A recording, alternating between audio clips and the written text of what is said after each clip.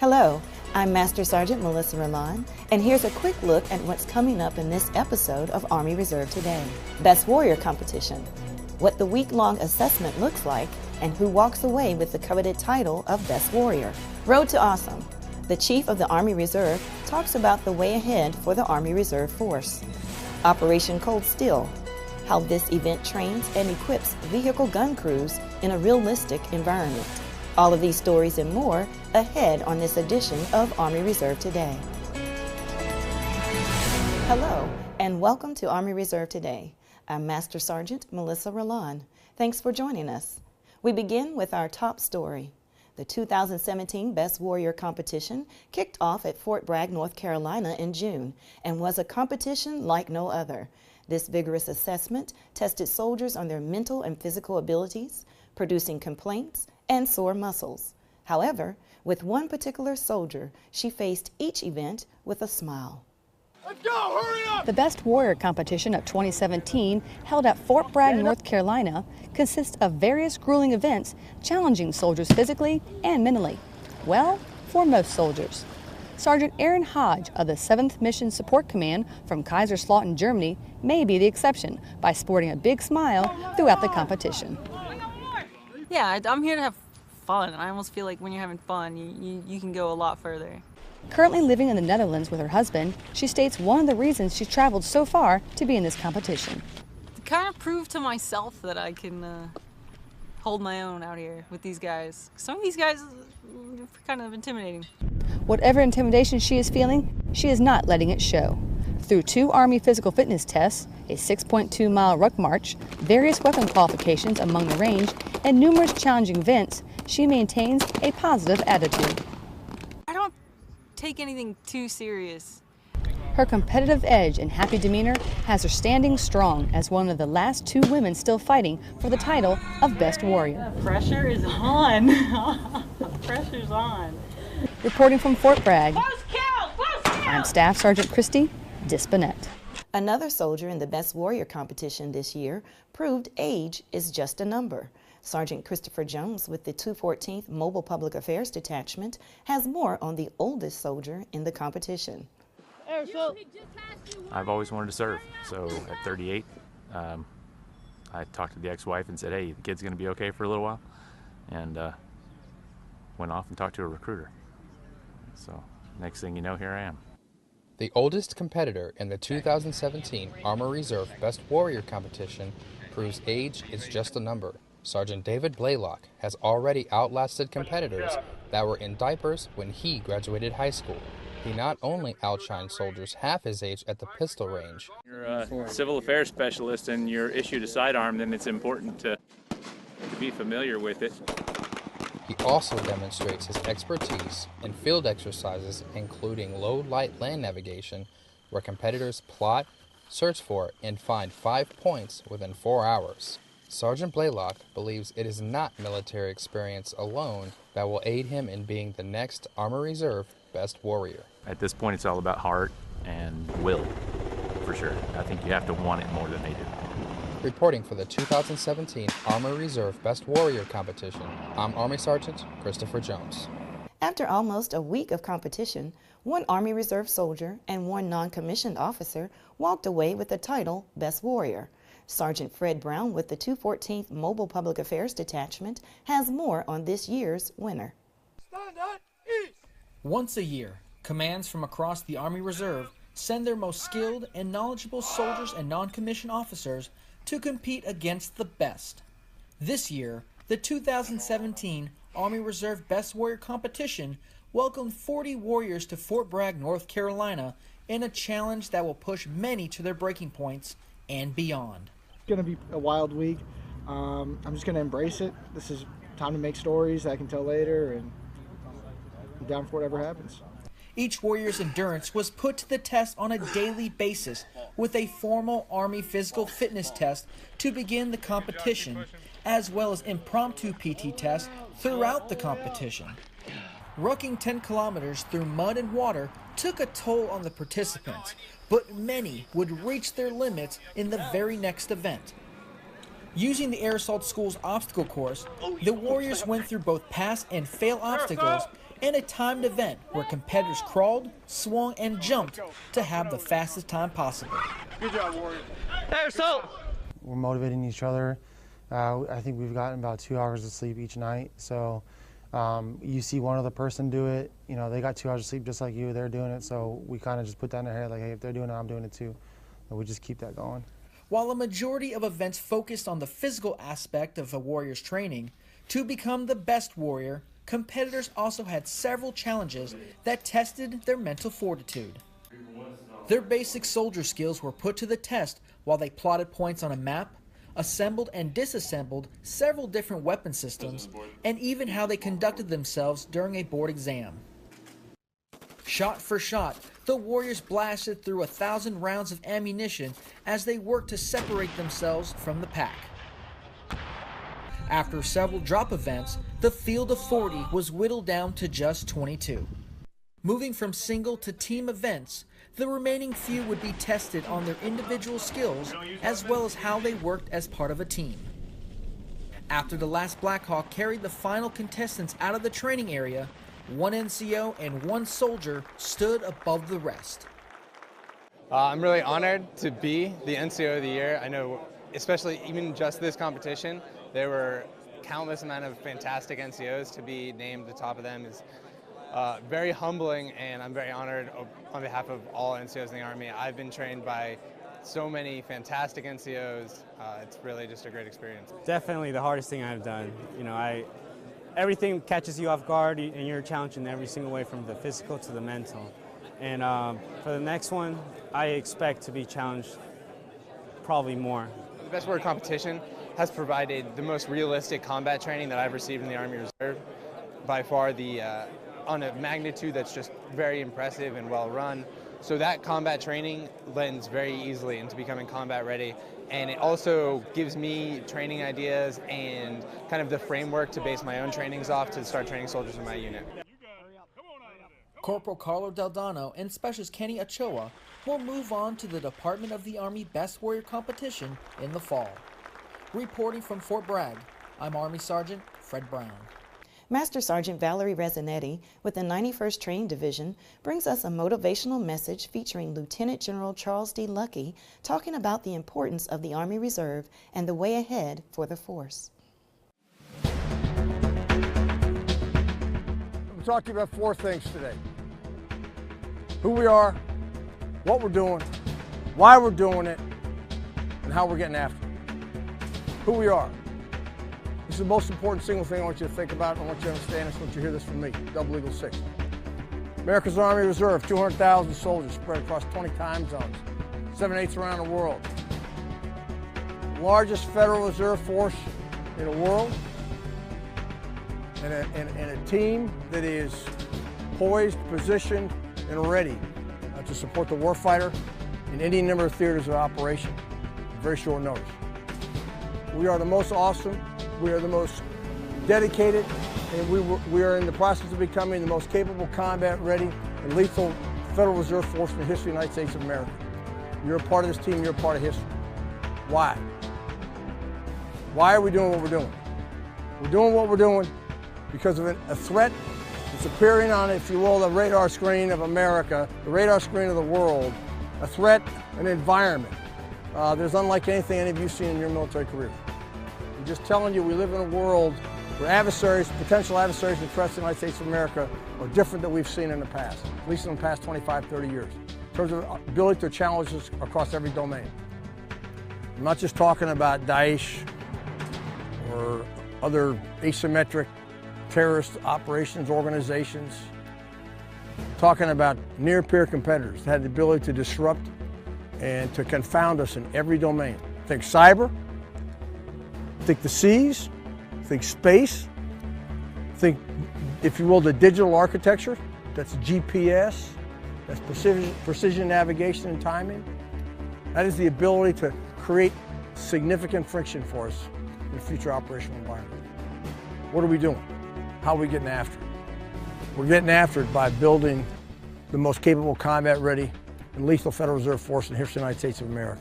Force that's able to put large numbers of formations out the door into harm's way quickly enough to be relevant for the fight. prepared and ready to take it on. How do we get after this? Fundamentally, it's about leadership. That's you. It's about energy. That's all of us. It's about execution. We're getting after this by unleashing the power of this team. And we're getting after this by making sure each and every one of the members of this tribe understands at the end of the day, we got two things that most people in this nation don't have, most people in this world don't have. Number one, we got a mission to support and defend the Constitution of the United States of America against all enemies, foreign and domestic, to bear true faith and allegiance to the same.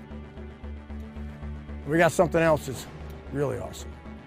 We got us, we got this tribe, we got this team, we got each other. We serve the people of the United States, we live our values, and we take care of each other. This is America's Army Reserve, spread across the nation and around the world. Dedicated citizen soldiers who stepped up to the plate to defend freedom, to defend liberty, defend the American way of life. I see the future of this Army Reserve, and the future is awesome. It's dedicated soldiers, many of whom have got awesome civilian jobs that are also willing to take time away from those jobs, take time away from their families to go out, to come out here to train and to be prepared to support freedom and liberty and peace in our time. So I appreciate your support, I appreciate your service, I appreciate everything you're doing. Let your families know how much they mean to all of us. For those of you who got civilian jobs, how many got civilian jobs? Make sure your employers know that they're a key part of making sure that we remain on this road to awesome and building the most capable, combat-ready, and lethal Federal Reserve Force in the history of the United States of America. Cool. Stay with us. Army Reserve Today will be right back. The All Things Safety Players present Would You Do This?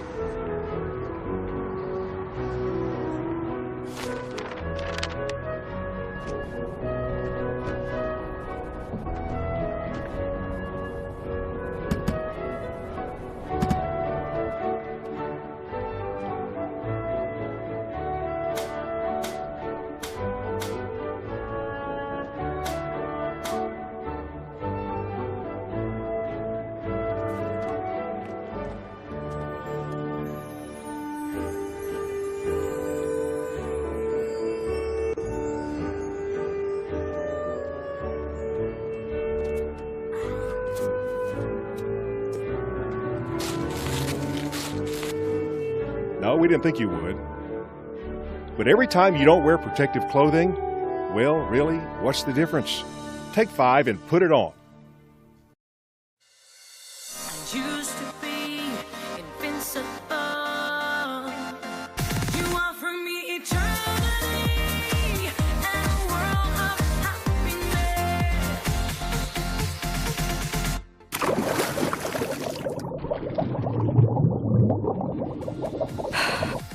You offer me eternity.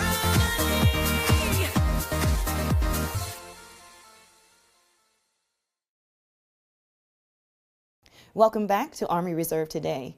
Crew-served vehicle weapons crews from across the U.S. Army Reserve trained this year at Fort McCoy, Wisconsin during Operation Cold Steel. U.S. Army Reserve Command's Calvin Reimold has more about this major readiness event. It may be cold out. The rounds going down range are anything but. This is Operation Cold Steel, a training event held at Fort McCoy, Wisconsin, designed to train, test, and qualify U.S. Army Reserve gun crews. The result showcases the capability and lethality of the U.S. Army Reserve. When you look at a lot of the Army Reserve units and lethality, you're looking at an MP company, which has Mark 19s, and that's a lot of firepower. Matter of fact, a lot of the combat MPs have more firepower than what a infantry company does. And that's a huge asset to us.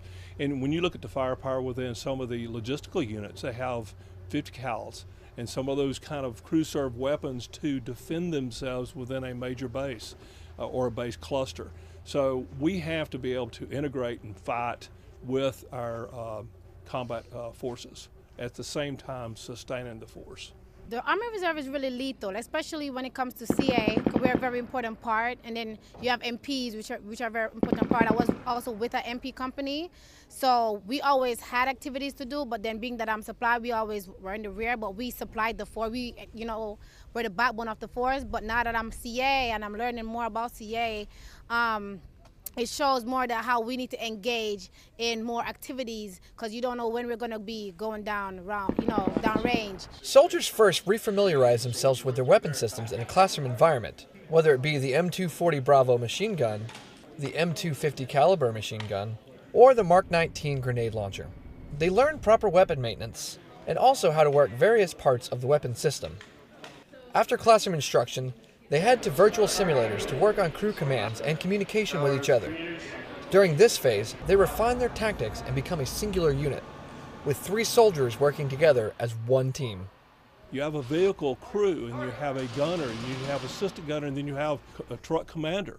And all of those have to work together, which build those individual skills to be able to work as a small team, which build out to platoons and companies. Throughout our training here, we've been keeping a team cohesion and eating together, living together, fixing the weapon together, talking together. We're basically talking to each other the whole time we're here. The team building part is very awesome. You get to communicate more with your driver and your VC. You build a relationship basically with the people you're with in the vehicle. You get to talk to them more. They become family in a sense. Next comes the day everyone looks forward to, sending the hot lead downrange. Before they mount their system on a vehicle, they first must qualify.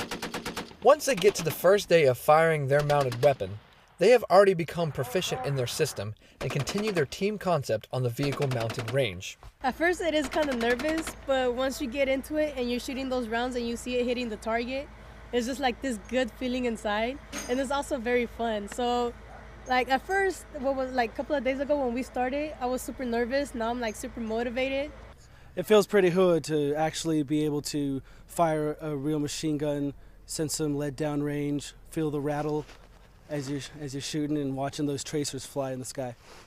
When I, lock it in there and I pull it close to me, it's like my baby. So I pull it close to me, and I'm talking to it. I'm looking through the scopes and making sure I can see.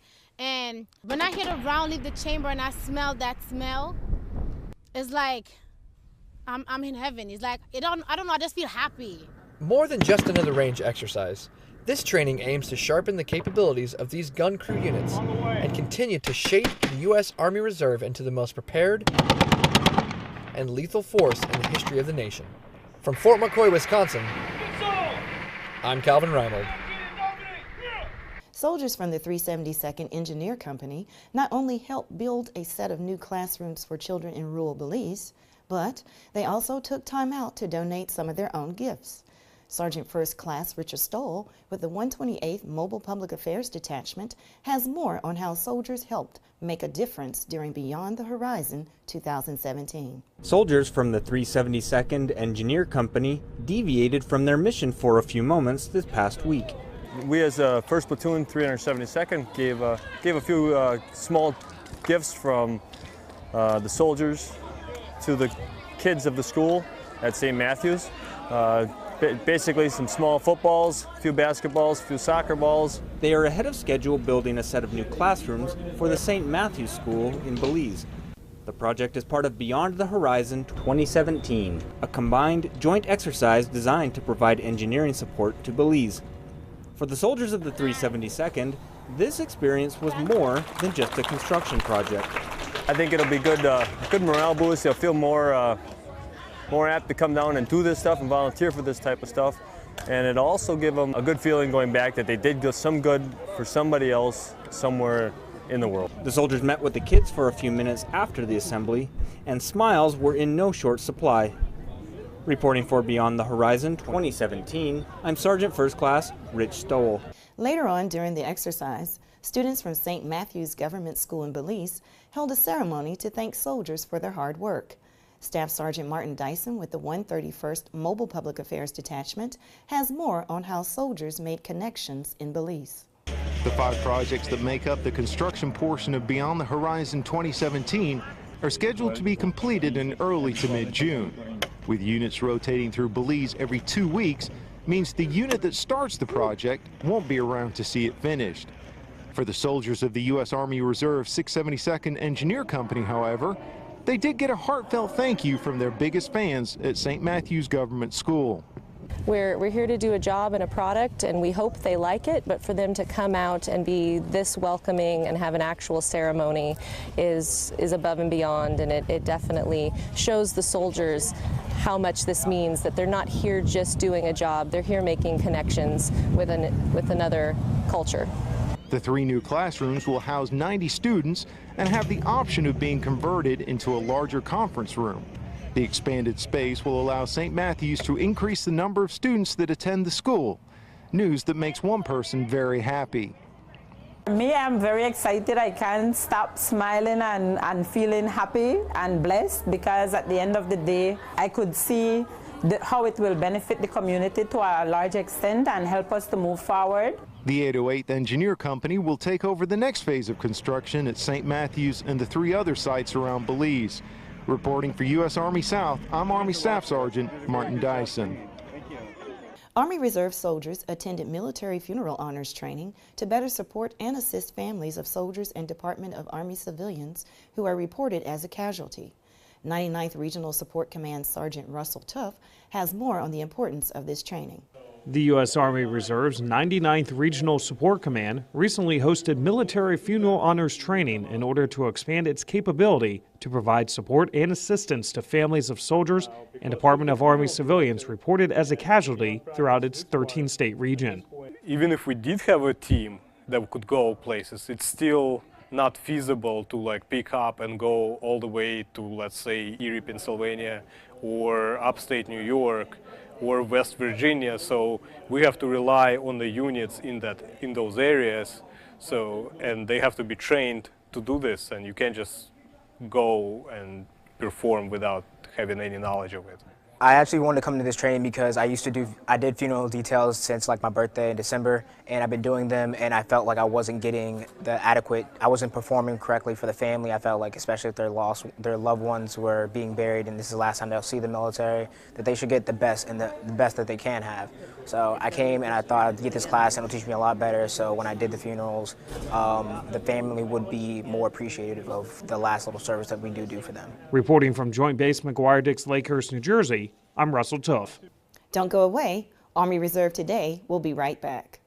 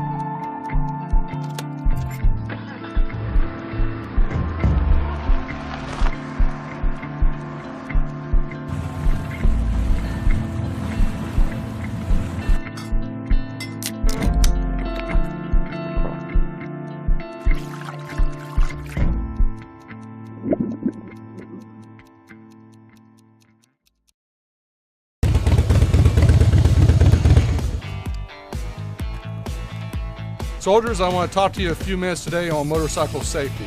Army Regulation 385-10 gives us requirements. One of them is personal protective equipment, or PPE. I'm not going to go into detail, but read the regulation and the post requirements in your local laws and follow them. Second is the Motorcycle Safety Foundation requirements, from basic rider course to advanced rider course. No matter if you're looking to get a motorcycle, you just got a motorcycle, or you're an experienced rider, it's required by regulation to get the Motorcycle Safety Foundation course under your belt. For your well-being, your soldiers' well-being, and your family's well-being, you need to get after it, get it done, enjoy your ride. This is Double Eagle 7. Move out and draw fire.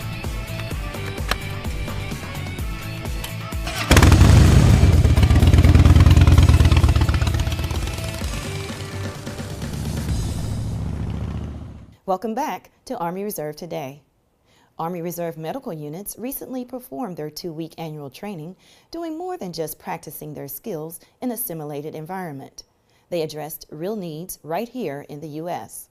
Soldiers provided basic care for underserved communities in desperate need of these services. Sergeant First Class Kenny Scott has more. Pine Ridge Hospital, located in Pine Ridge, South Dakota, is the first medical facility to receive support from the Army Reserve Medical Command's medical professionals in 2017. These soldiers assigned to the Central Medical Area's Readiness Support Group are able to assist the hospital, which serves a Sioux Indian population of more than 17,000, through the Department of Defense's Innovative Readiness Training, or IRT. The missions selected for this civil military program meet training and readiness requirements for the Army Reserve soldiers while integrating them as a joint partner to serve our American citizens. For the Pine Ridge mission, AR MedCom soldiers provided exams and outpatient treatment, tooth extractions and cleanings, eye exams and new eyeglass prescriptions, x-rays and clinical lab analysis. Troops that come here provide a valuable service. People are definitely in need. Hospital staff working alongside these soldiers were excited to have the additional help, and the AR MedCom soldiers need the real-world training and love the interactions with their patients from the community. Several soldiers expressed the mission is a great fit for everyone. If we don't have real patients to see, we're not going to really be prepared. Well, these kinds of missions, they prepare you for anything to walk through that door. Beyond the training and readiness aspect, Army Reserve personnel appreciate learning about the new culture they are experiencing while being on the reservation, and the patients have shown their appreciation of the soldiers providing medical care as well. Seeing the patients so welcome with the staff, they were welcome to the military, the kids. As a matter of fact, after lunch break, I had a child high-five 3 of us as we walked past. IRT projects like this one provide quality, hands-on, skill-enriching training required for citizen soldiers to meet America's global requirements, while strengthening the bond between American citizens and the U.S. military. Reporting from Pine Ridge, South Dakota, I'm Sergeant First Class Kenny Scott. The Army Reserve plays a key role in Strong Europe. Those soldiers lead and mentor others as a civilian and a soldier. Staff Sergeant Adrian Potoka with the 21st Theater Sustainment Command tells us how one of those soldiers is making a difference on and off duty. If you've been to the outpatient pharmacy at Lawnsville Regional Medical Center, you were probably greeted by Miss Jennifer Hugg. Both are for pain. Her formal title is pharmacy supervisor, but her pharmacy technicians know her as Mom. I'm concerned about them when they're here working and when they're not, and sometimes they may not know it, but I'm keeping tabs on them. They're just very refreshing. They're young kids. They've got so much talent. Ms. Hugg's long road to become a pharmacist started with some motherly inspiration from her mom. My mother was quite influential, and so I was going to college. And I thought, wow, I kind of like college. I think maybe I'll change my major so that I can stay in college a little longer, and ended up going to pharmacy school, which was really a good fit for me. Pharmacy mom is only half of her job. 1 weekend a month, and sometimes more, she trades her lab coat for an Army uniform. In the reserve, she is Colonel Hugg, the command surgeon at the 7th Mission Support Command, where soldiers enjoy her motherly personality. It's really nice to have a, hi ma'am, how are you? Hey Sergeant Hodge, how are you? Great, how are things? And a big genuine smile, and she just seems really happy to be around us and get to hang out with us sometimes. Colonel Hugg enjoys the opportunity to mentor soldiers both at the pharmacy and in the reserves. I think one of the most important things as a mentor, especially for our younger soldiers, is to just talk to them about, hey, what are you going to do a year from now, 2 years from now, 3 years from now? You know, all the possibilities that are available in the Army Reserve. Colonel Hugg is empowering our junior leaders as a pharmacist and soldier. In Kaiserslautern, I'm Staff Sergeant Adrian Potoka. And that will do it for this episode of Army Reserve Today. For more information about the Army Reserve, check us out online at www.usar.army.mil. Friend us on Facebook or follow us on Twitter at U.S. Army Reserve. From Fort Bragg, North Carolina, and the U.S. Army Reserve Command, I'm Master Sergeant Melissa Roland. Thanks for watching.